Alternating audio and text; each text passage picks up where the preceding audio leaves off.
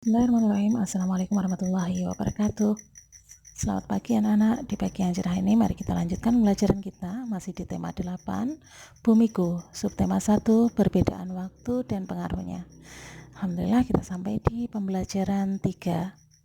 Baik, sebelum kita mulai mari kita berdoa terlebih dahulu. Persiapan berdoa mulai. Selesai. Baik, kalian bisa lanjutkan pembiasaan dengan menyanyikan lagu wajib Indonesia Raya dan membaca Pancasila. Baik, di sini disajikan sebuah peta Asia Tenggara. Ini adalah negara-negara yang berada di kawasan Asia Tenggara. Kita tidak akan membahas semuanya, kita pilih satu, Singapura. Kalian lihat peta dengan bendera mirip Indonesia, cuma di situ ada bintang dan bulan pada bendera negara tersebut.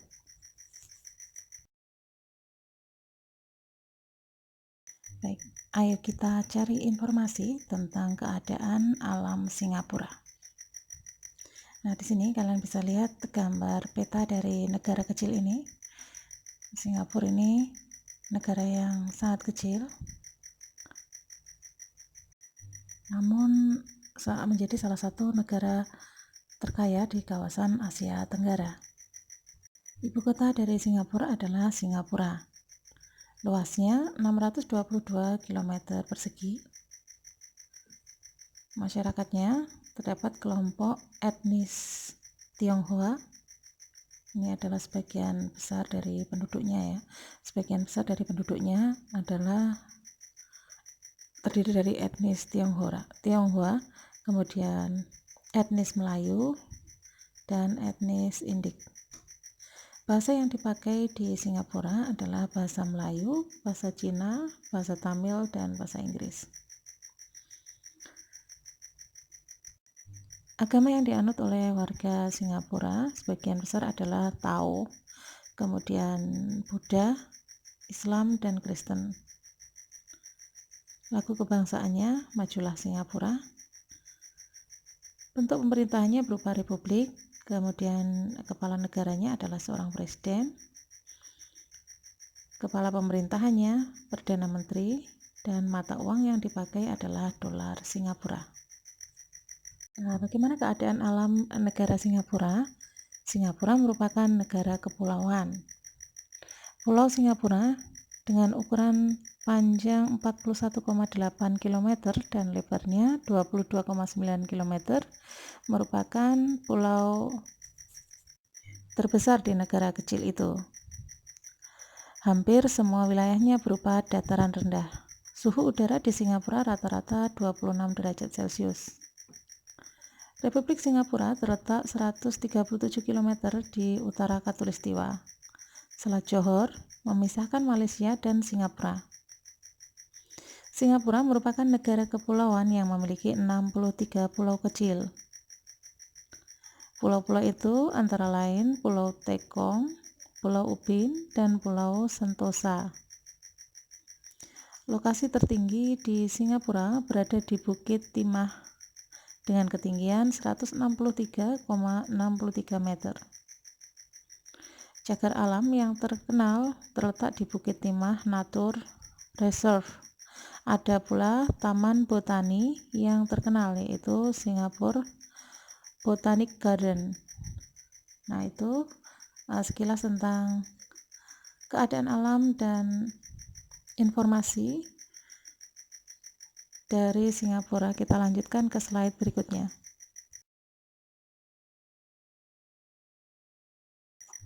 Baik, di sini dari bacaan tadi yang kita bahas di slide sebelumnya, slide 3, kita mendapatkan beberapa fakta-fakta yang menarik dari negara Singapura. Dan di sini disajikan sebuah kartu informasi. Jadi dari bacaan tadi, masukkan fakta-fakta yang diceritakan tentang kondisi Singapura, fakta-fakta menariknya di dalam kartu informasi ini. Baik, dalam kartu informasi ini kita akan mencari kondisi alam Singapura dan fakta menarik tentang Singapura. Nah, kalian bisa tuliskan ke kondisinya, kondisi alam Singapura dan Singapura dan fakta menarik tentang negara Singapura pada kartu ini ya. Baik, tadi kondisi alamnya adalah keadaan alam Singapura pada umumnya datar dan rendah, di dataran rendah. Kemudian bentang alam terbagi atas yang bagian timur, ada terbagi atas 3 bagian ya, bagian timur, tengah, dan barat. Nah, bagian timur ini berpasir, kemudian berupa dataran rendah sekitar 15 meter di atas permukaan air laut. Kemudian bagian tengahnya berupa daerah perbukitan dengan puncak tertinggi Bukit Timah. Nah, di Bukit Timah ini terdapat deposit granit, yaitu di 3 wilayah ya, Bukit Timah, di Gombok, dan Bukit Panjang. Kemudian yang ketiga, maksudnya bagian barat daya. Bagian barat daya berupa perbukitan dengan lereng agak curam dan terdapat lembah sungai. Nah, itu adalah kondisi alam dari Singapura. Kemudian fakta menariknya tadi, fakta menarik tentang negara Singapura adalah Singapura ada 3 fakta menarik. Yang pertama, Singapura merupakan negara kepulauan. Nah, pulau terbesar dari negara kecil ini adalah Singapura sendiri, Singapura atau Tumasik. Kemudian Singapura beriklim tropis dipengaruhi oleh letaknya yang dekat khatulistiwa dengan temperatur rata-rata tinggi dan lembab. Kemudian Singapura merupakan salah satu negara yang paling padat di dunia. Nah, selain itu, Singapura juga merupakan salah satu negara kecil tetapi terkaya di Asia Tenggara.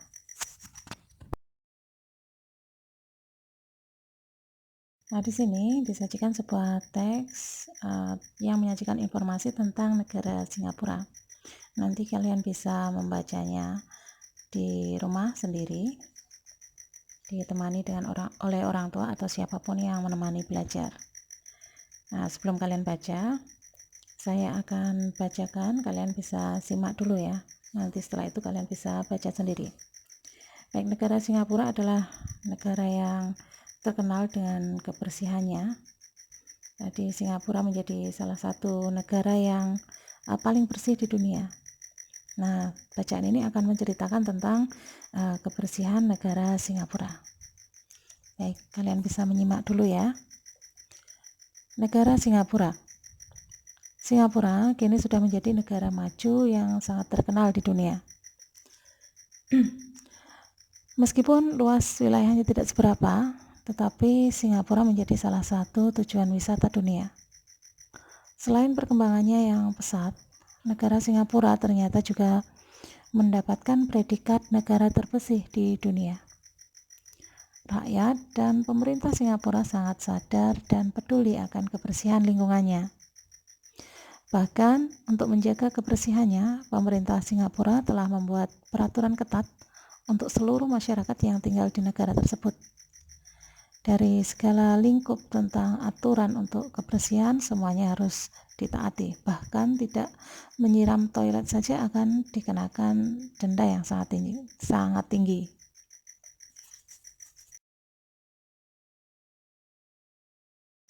Nah, dari informasi yang kalian dapat tentang Singapura dari bacaan tadi, kita bisa menjawab pertanyaan-pertanyaan yang ada di sini ya. Yang pertama, menuliskan hal positif yang terdapat di negara Singapura. Kemudian, kemukakan pikiran kalian tentang hal-hal seperti yang ada pada pertanyaan ini ya. Menurutmu, mungkinkah negara Indonesia menjadi salah satu negara terbersih di dunia seperti Singapura? Nah, apa yang harus dilakukan oleh masyarakat dan pemerintah Indonesia untuk mencapai tujuan tersebut? Kemudian, menurutmu, apakah kebersihan negara Singapura merupakan hasil kerjasama dari pemerintah dan warga negaranya? Nah, kalian bisa mendapatkan informasinya dari dalam teks lagi ya. Nanti bisa dibuka slide 5 kembali atau diundur videonya. Baik, hal-hal positif yang dapat dilakukan dari negara Singapura, di antaranya adalah kebersihan lingkungan, kelestarian lingkungan, kebersihan udara, kualitas keadaan kendaraan yang polusinya terjaga dalam mereka juga menguji kelayakan kendaraan. Jadi kualitas kendaraan terjaga dalam uji layak kendaraan. Kemudian yang berikutnya, hal positif berikutnya yang dapat dicontoh dari negara Singapura, adanya penghijauan di setiap pembangunan yang dilaksanakan. Kemudian sistem daur ulang sampah yang baik sehingga sampah tidak menumpuk. Berikutnya, semua bangunan memiliki sertifikat Green Mark. Nah, berikutnya bila ditanya apakah Indonesia akan bisa menjadi suatu negara yang terbersih di dunia seperti Singapura, kemungkinannya ya, bisa saja, sangat bisa ya. Nah, berikutnya yang ketiga, apa yang harus dilakukan oleh masyarakat dan pemerintah Indonesia untuk mencapai tujuan tersebut. Nah, caranya bisa dilakukan mulai dengan kesadaran untuk menjaga kebersihan lingkungan di sekitar. Menjaga kebersihan di lingkungan sekitar tersebut bisa dilakukan dengan cara yang kecil-kecil dulu ya, membuang sampah pada tempatnya. Kemudian yang lebih besar lagi bisa mendaur ulang barang-barang bekas dan melakukan penghijauan. Berikutnya yang keempat ya, negara Singapura memperoleh predikat negara terbersih di dunia. Ini memang karena kerjasama antara pemerintah dan warganya, tidak bisa dilakukan oleh salah satu pihak saja ya, tetapi semuanya harus terjalin kerjasama yang baik sehingga tercipta sebuah negara yang bersih tadi ya. Nah, pemerintah Singapura tadi membuat peraturan yang sangat ketat, bahkan hanya untuk menyiram toilet bila tidak dilakukan maka akan mendapatkan denda yang tinggi ya. Jadi memang pemerintah Singapura membuat peraturan yang ketat untuk seluruh masyarakat yang tinggal di negara tersebut. Setiap warga negara berkewajiban untuk menjaga lingkungannya, sehingga setiap warga dapat hidup di lingkungan yang baik dan sehat. Nah, sebagai warga negara Indonesia, kita juga memiliki kewajiban untuk menjaga lingkungan hidup agar tetap baik dan sehat. Kewajiban adalah suatu yang harus kita lakukan. Kita ingat kembali ya, makna dari kewajiban. Kewajiban adalah suatu yang harus dilakukan, tidak dapat diwakilkan. Kemudian, menjaga lingkungan merupakan kewajiban yang harus ditunaikan oleh setiap anggota masyarakat tanpa membedakan umur, jenis kelamin, ataupun status sosial. Semuanya sama. Kewajiban menjaga lingkungan dapat dimulai dari keluarga. Keluarga adalah komunitas masyarakat yang paling kecil. Kebersihan kita dalam melaksanakan keberhasilan kita keberhasilan kita dalam melaksanakan kewajiban di lingkungan keluarga akan menentukan keberhasilan kita dalam melaksanakan kewajiban di lingkungan yang lebih besar. Nah, mari kita pikirkan apa kewajibanmu sebagai anggota keluarga. Nah, bandingkan kewajibanmu dengan kewajiban temanmu di keluarga, utamanya dalam menjaga kebersihan lingkungan ya, kebersihan lingkungan di keluarga. Apakah sama ataukah berbeda? Nah, pasti jawabnya adalah sama, baik yang kecil, adiknya, kakaknya, kita sendiri juga sama-sama wajib menjaga kebersihan lingkungan, minimal untuk membuang sampah pada tempatnya. Nah, setiap anggota keluarga memiliki kewajiban berbeda meskipun sama-sama menjaga kebersihan lingkungan. Misalnya adik kita yang lebih kecil, dia belum bisa menyapu. Nah, yang sudah memiliki kekuatan untuk menyapu, misalnya kalian yang sudah kelas 6 kan sudah bisa. Kalau adiknya yang masih merangkak, masih kecil, misalnya masih TK, paling bantu-bantu bersih-bersihnya pasti berbeda ya. Jadi kewajiban tersebut berdasarkan kemampuannya masing-masing. Nah, setiap keluarga pun memiliki kewajiban untuk bekerja sama, baik yang berbeda-beda kemampuan tadi ya, memiliki kewajiban bekerja sama untuk memastikan kehidupan masyarakat berjalan dengan baik. Salah satu kewajiban setiap keluarga dalam kehidupan bermasyarakat adalah menjaga kebersihan dan kesehatan lingkungan. Nah, di dalam kolom ini kalian bisa isikan sesuai dengan apa yang kalian pikirkan, apa yang dapat kita lakukan untuk menjaga kebersihan lingkungan. Nah, boleh buat berapa poin? Boleh 4 ya ini ya. Boleh 4 hal yang bisa dilakukan untuk menjaga kebersihan lingkungan. Nah, kalian boleh isi sesuai dengan contoh-contoh yang sudah ada atau yang hal yang lain yang belum dikemukakan tadi ya. Misalnya seperti membuang sampah pada tempatnya, menanam tumbuhan-tumbuhan hijau di sekitar rumah agar udara segar, kemudian mengurangi pencemaran baik itu air maupun udara.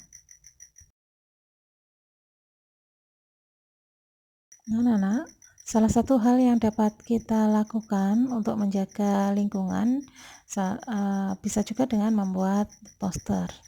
Nah, kalian bisa lihat poster yang ada pada slide ini. Ini adalah salah satu contoh poster yang bertema menjaga kebersihan lingkungan. Nah, nanti tugas kalian membuat poster seperti ini di buku gambar saja. Nah, poster itu seharusnya dibuat besar kemudian dipajang di tempat umum ya, tetapi karena ini baru belajar, kalian buat di buku gambar saja. Nah, boleh berbeda dari ini atau minimal bisa seperti ini ya. Jangan lupa di warna yang bagus.